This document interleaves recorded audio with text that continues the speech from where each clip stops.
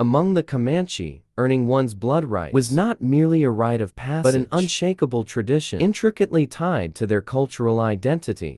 For young warriors, shedding blood, both in the hunt and in battle, was essential to attaining the status of manhood. This cultural mandate was as enduring as the sunrises over the Texas plains, passed down through generations and woven into the fabric of their daily lives. It wasn't just tradition, it was an unspoken law, upheld and revered by every member of the tribe. For centuries, this warlike culture positioned the Comanche as one of the most formidable indigenous groups in North America. Their unyielding spirit and mastery of mounted combat created a barrier that effectively stalled Western migration for decades. As settlers pushed into the fringes of Comanche, the vast territory claimed by the Comanche, conflicts erupted, leaving trails of bloodshed and sorrow. Entire families were wiped out and settlements burned. By some accounts, hundreds of settlers lost their lives annually, and thousands were taken captive over the decades, their fates sealed in the heart of the vast plains. Amid this tumultuous period, the raid on Elm Creek in 1864 stands as a grim reminder of the Comanche's power and the harrowing reality of frontier life. This raid, meticulously planned and devastatingly executed, became one of the largest and most violent in the years preceding the decline of the Comanche's dominance. To understand the significance of the Elm Creek slaughter, we must first explore the events and conditions that led to it, a changing world for the Comanche. The 1850s marked a pivotal period for the Comanche. For the first time since their mastery of the horse transformed them into an unstoppable force, they found themselves on the defensive. The relentless expansion of American settlers into their homeland brought challenges unlike any they had faced before. Texans, in particular, proved to be far more formidable adversaries than the Spanish. The adoption of Comanche-style mounted warfare by the Texas Rangers, coupled with technological advancements like the Colt revolver, leveled the playing field. Disease also ravaged the Comanche during this time, further weakening their bands. Smallpox and cholera spread through the southern plains, decimating populations and leaving entire villages desolate. For some groups, the despair grew so profound that they began to consider walking the white man's road. This phrase, utterly loathsome to many, Comanche referred to settling down, practicing agriculture, and abandoning their nomadic, warlike ways for the young warriors. Such a life was inconceivable, even detestable. Farming was seen as the occupation of cowards, unworthy of those who prided themselves on their prowess as hunters and fighters. Even so, the American Civil War, 1861 to 1865, temporarily shifted the balance in favor of the Comanche, with thousands of Texan men conscripted to fight in the war. The frontier was left woefully undefended.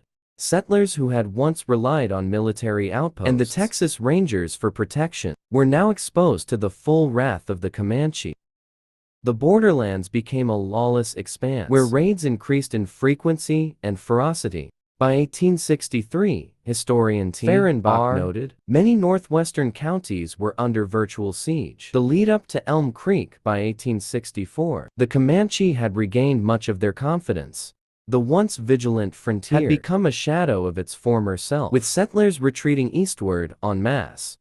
The Comanche took full advantage of this vulnerability, launching bold raids that left death and destruction in their wake. Little Buffalo, one of the few remaining Comanche warchiefs, decided it was time for a large-scale raid that would cement his warriors' dominance and fulfill their blood rights.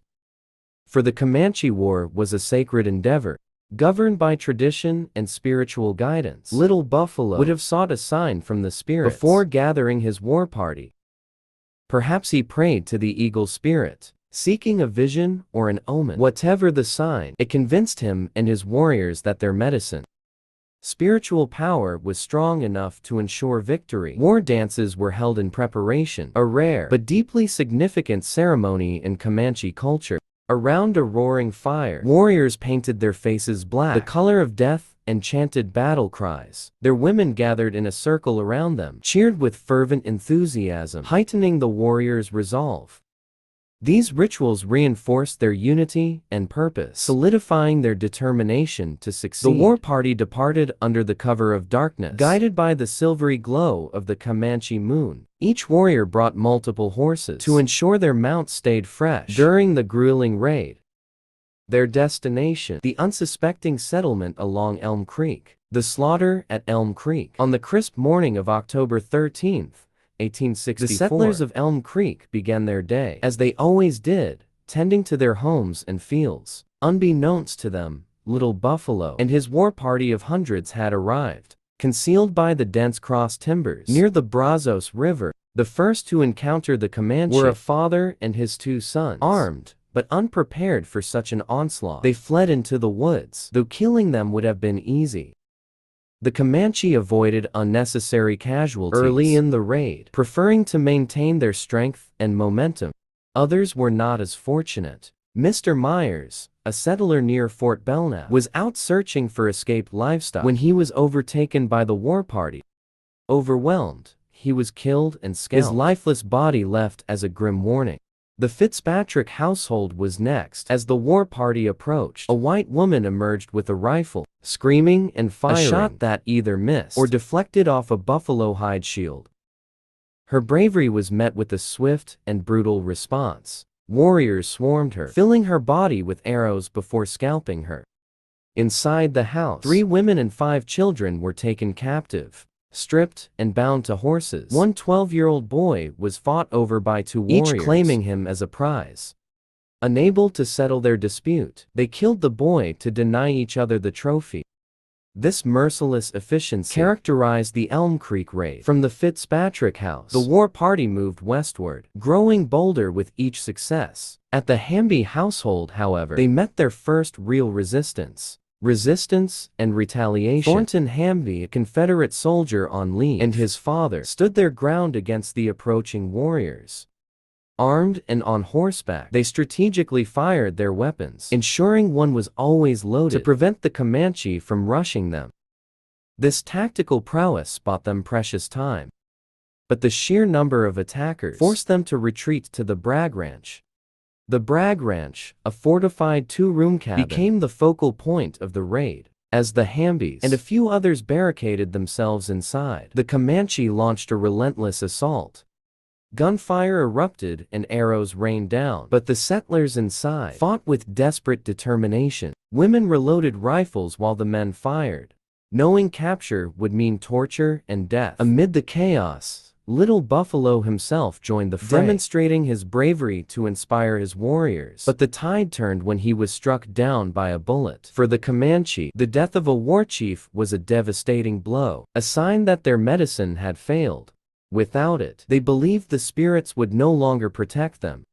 Reluctantly, they abandoned the attack and retreated. The aftermath in legacy. The retreat of the war party was swift and deliberate. As was customary, splitting into smaller groups, they carried their loot, prisoners and stolen horses back to Comanche. Avoiding pursuit along the way, they encountered other settlers, like Mr. McCoy and his son, who were killed and scalped in their villages. The spoils of the raid were celebrated. Scalps were displayed as trophies, and captives were either integrated into the tribe or subjected to brutal treatment. The raid at Elm Creek became a symbol of the Comanches' enduring strength, even as their way of life faced extinction. Yet it also marked the beginning of the end. The boldness of the Elm Creek raid provoked a strong response from Texan settlers, and the U.S. government military campaigns intensified, targeting Comanche strongholds with relentless force. Within 2 decades, the once mighty Comanches were confined to reservations, their dominance reduced to a memory. Reflection on the Elm Creek raid. The slaughter at Elm Creek encapsulates the complex and tragic dynamics of the American frontier for the Comanche. It was a demonstration of their resilience and adherence to tradition in the face of overwhelming change. For the settlers, it was a nightmare that underscored the fragility of their existence. On contested land, the raid also highlights the stark cultural divide between the Comanche and the settlers. What the Comanche viewed as a necessary assertion of strength and honor, the settlers saw as an act of savagery. These differing worldviews made conflict inevitable, with devastating consequences for both sides. Today, the Elm Creek raid serves as a sobering reminder of the human cost of expansion and the enduring spirit of a people determined to defend their way of life. While the Comanche no longer roam the plains, their legacy remains etched in the history of the American West, a testament to their indomitable will and the harsh realities of survival on the frontier.